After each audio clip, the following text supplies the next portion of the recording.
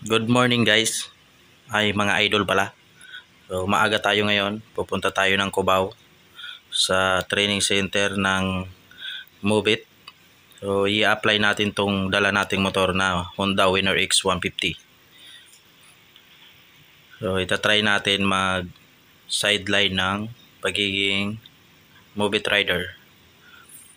Kaya inagahan natin ngayon kasi nga napapanood ko sa mga vlog, napakadami ng pumupunta. Magagas muna tayo dito kasi nagbi-blink na yung gas ko. Papa-full tank natin para wala na tayong hinto-hinto. So ayan, kinargahan natin ng green. So ayan mga idol, full tank na tayo. Alis na tayo.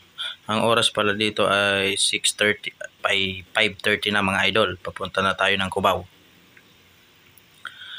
May isa pang branch na training center or opisina yung Move It sa Marikina mga idol. Pero pinili ko pumunta dito sa Cubao kasi wala tayong cellphone holder mga idol. So alam ko yung daan papuntang Cubao at alam ko kung saan nakalagay yung opisina ng Move It. Kaya dito ko pinili pumunta sa Cubao mga idol, no. So napakaluwag pa ng kalsada dito. Araw pala ng Sabado to mga idol.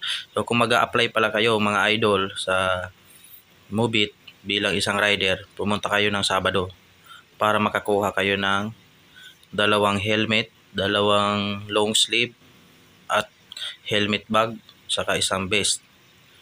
Pero para lang yun sa mga professional license mga idol . Para naman sa mga non-pro, pwede kayong mag-apply doon mga non-pro, pero pwede makukuha kayo isang helmet, isang long sleeve lang mga idol. At ito nga, binabaybay ko na nga yung EDSA papuntang Cubao mga idol. Maan tayo dito sa EDSA tunnel. So kita-kits tayo mga idol sa kalsada bilang isang Move It rider, no. Fast forward na tayo mga idol.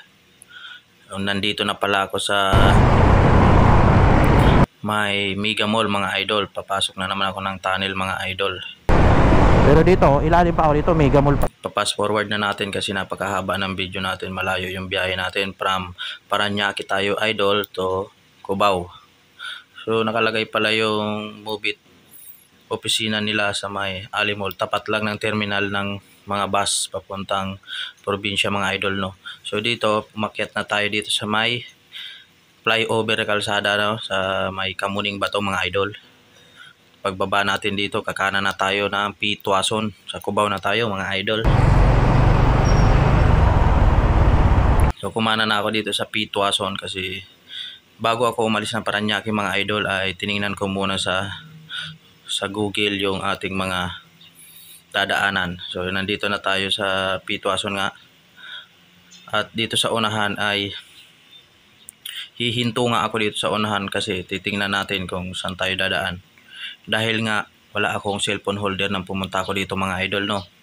Kaya kailangan kong huminto para tingnan sa Google Map. So ayun, malapit na tayo mga idol. Kakaliwa daw tayo dun sa stoplight na yon para makapunta tayo dun sa Move It mga idol. So ayun, nakita ko na yung daanan mga idol. Minimemorize lang natin kung saan tayo liliko para hindi tayo maligaw kasi nga wala tayong cellphone holder mga idol, no. At itong part na to ay nasa Cubao na tayo. Napakalapit ko na. Mga 2 meters na lang tayo or 2 kilometers na lang tayo sa pupuntahan natin sa Cubao. Dito nga ay kumaliwa na ako dito. At nandito na nga yung makikita nyo yan, terminal ng bus mga idol. So pag nakarating na kayo dyan, malapit na kayo sa Move It. So ito na nga, ito na yung makikita natin. Nasa Move It na tayo. Pag park ko nga dito, pagdating ko, nakita ko pa nga yung isang ka-group rider ko dito. Ito si Paps, yung naka-Move It na long sleeve. So ka-group rider ko yan guys. Mayroon din kasi akong group rider. Shout out sa PRFC. Sa kasamaang palad mga idol, nakarating ako ng Cubao. Pero wala palang opisina doon ngayong Sabado. Kaya pumunta ako dito sa Marikina mga idol. So fast forward tayo. Nakuha ko na yung helmet. Di ako nakapag-video doon sa Move It kasi bawal. Yung driving test skill tayo, di ako nakapag-video mga idol, no.